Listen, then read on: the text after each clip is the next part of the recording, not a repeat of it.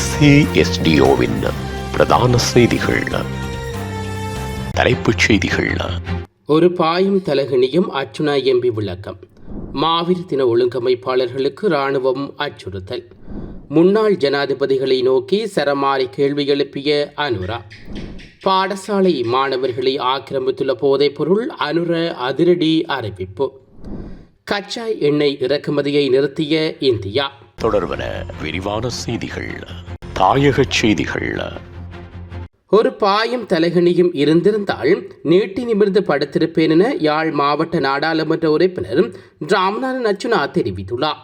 ஜனாதிபதி 2026 ஆண்டுக்கான பாதீட்டு திட்டத்தை நாடாளுமன்றத்தில் சமர்ப்பித்து உரையாற்றிய சந்தர்ப்பத்தில் ராமநாதன் அர்ச்சுனா உறங்கிக் கொண்டிருக்கும் காணொலி ஒன்று தற்போது வெளியாகி பேசு பொருளாகியுள்ளது. இந்த விடயம் தொடர்பில் அவர் தனது ஃபேஸ்புக் பக்கத்தில் வெளியிட்டுள்ள பதிவு ஒன்றிலேயே மேற்கண்டவாறு குறிப்பிட்டுள்ளார். அவர் மேலும் விளக்கம் அளிக்கையில், இந்த தடவை வடக்கு மக்களுக்கு பிச்சை இல்லை. ஜனாதிபதியின் பேச்சு புத்தகமாக தரப்பட்டிருக்கிறது. வடக்கு மாகாணத்துக்குரிய எந்த சிறப்பு நிதியும் எங்கேயும் இல்லை. வடக்கு மாகாணத்துக்கு எந்த நிதியும் இந்த முறை பாதீட்டில் குறிப்பிட்டளவாக ஒதுக்கப்படவில்லை. போன முறை 5000 மில்லியன் ரூபாய் பாதை, 1500 மில்லியன் வட்டுவாக்கல் பாலம் என்றெல்லாம் ஏமாற்றப்பட்டோம். நூலகத்துக்கு 200 மில்லியன் என்றார்கள். இந்த தடவை எதுவுமே இல்லை. போன தடவை நாடாளுமன்ற உறுப்பினர்களுக்காக ஒதுக்கப்பட்ட 9.3 மில்லியன் கூட பாவிக்கப்படவில்லை. வடக்குக்காக ஒதுக்கப்பட்ட 5000 மில்லியன் பாவிக்கப்படவும் இல்லை. திருப்பி அனுப்பி வைத்திருக்கின்றார்கள். திருப்பி கிடைக்கப் போவதும் இல்லை. நித்திரை கொள்ளாமல் வேறு என்ன செய்வது? ஒரு பாயும் தலகணியும் இருந்திருந்தால் நீட்டி நிமிர்ந்து படுத்திருப்பேன். பெரிய ஆசையுடன் நாடாளுமன்றத்துக்கு காலையிலேயே வந்திருந்தேன். மிகப்பெரிய ஏமாற்றம். இடையில் எழும்பி போனால் சரியில்லை தானே என்று பதிவிட்டுள்ளார். முல்லைத்தீவு முள்ளியவளை பகுதியில் நாளைய தினம் இடம்பெறவுள்ள மாவீரர்களது பெற்றோர் உரித்துடையோர்களை கௌரவிக்கும் நிகழ்வையும் சமூக செயற்பாட்டாளரும் கரைத்துறை பெற்ற பிரதேச சபை உறுப்பினருமான நீட்சன் தலைமையில் ஏற்பாடு செய்யப்பட்டுள்ளது. இது தொடர்பில் அவர் மேலும் கூறுகையிலும், மாவீர துயரம் இல்லங்களில் இருந்து இராணுவத்தினரை வெளியேற்றி விரைவில் வெளியேற்றுவார்கள் என அமைச்சர் ஒருவர் தெரிவித்திருந்தார். ஆனால் இந்நிலையில் மாவீரர்களின் பெற்றோர்களை கௌரவிக்கும் நிகழ்வை ஒழுங்குபடுத்தி வரும் எங்களையும் இராணுவ புலனாய்வு அதிகாரிகள் வருகின்றார்கள். மேலும் நிகழ்விற்கான மண்டபத்தை வழங்கியவர்களும் விசாரணைக்குட்படுத்தி வருகின்றார்கள் என்று அவர் சுட்டிக்காட்டியுள்ளார்.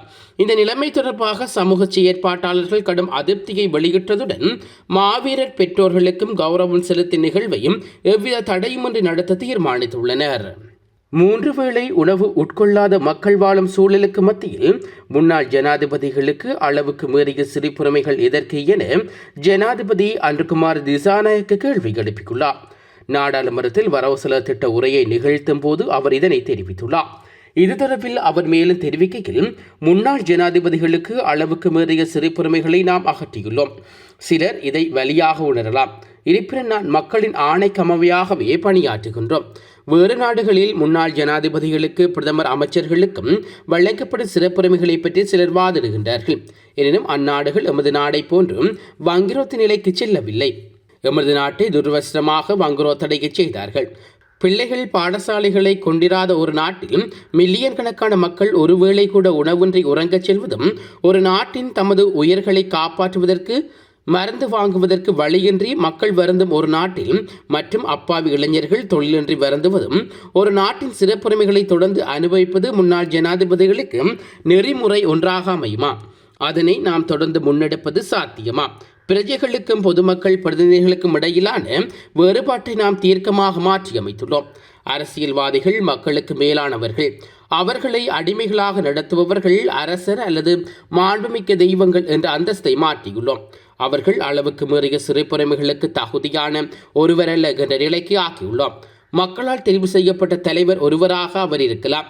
இருப்பினும் சாதாரண மக்களைப் போன்று அவர் சாதாரணமாக ஒருவரே என்பதை இக்குரிய காலப்பகுதியில் சமூகத்துக்கு நாம் உறுதிப்படுத்தியுள்ளோம். இது நாம் வென்றெடுத்த சாதனை ஒன்றாகும். அதனை மேலும் உறுதி செய்வதே எமது இலக்காகும். இருப்பினும் நாம் அந்த உதாரணத்தை நிறுவியுள்ளோம். ஒரு நாளைக்கு 3 வேளை உணவு உட்கொள்ளாத மக்கள் 3 ஊட்டச்சத்து உணவுகளை பெறக்கூடிய பொருளாதாரம் ஒன்றை உருவாக்குவதும், ஒவ்வொரு பிள்ளைகளையும் கல்வி பெறும் சூழலை உருவாக்குவதும், ஒவ்வொருவருக்கும் புகலிடம் வழங்குவதும் மற்றும் ஒவ்வொரு பிரஜைகளுக்கும் ஆரோக்கியமான வாழ்வை உறுதி செய்வதும் எமது ஏக குறிக்கோளாகும் என்றும் அவர் மேலும் தெரிவித்துள்ளார். நாட்டில் போதைப்பொருள் பரவலானது யாதுமறியா இளம் குழந்தைகளின் பாடசாலை பைகளில் கூட ஆக்கிரமித்து வருவதாக ஜனாதிபதி அன்றகுமார் திசாநாயக்க தெரிவித்துள்ளார்.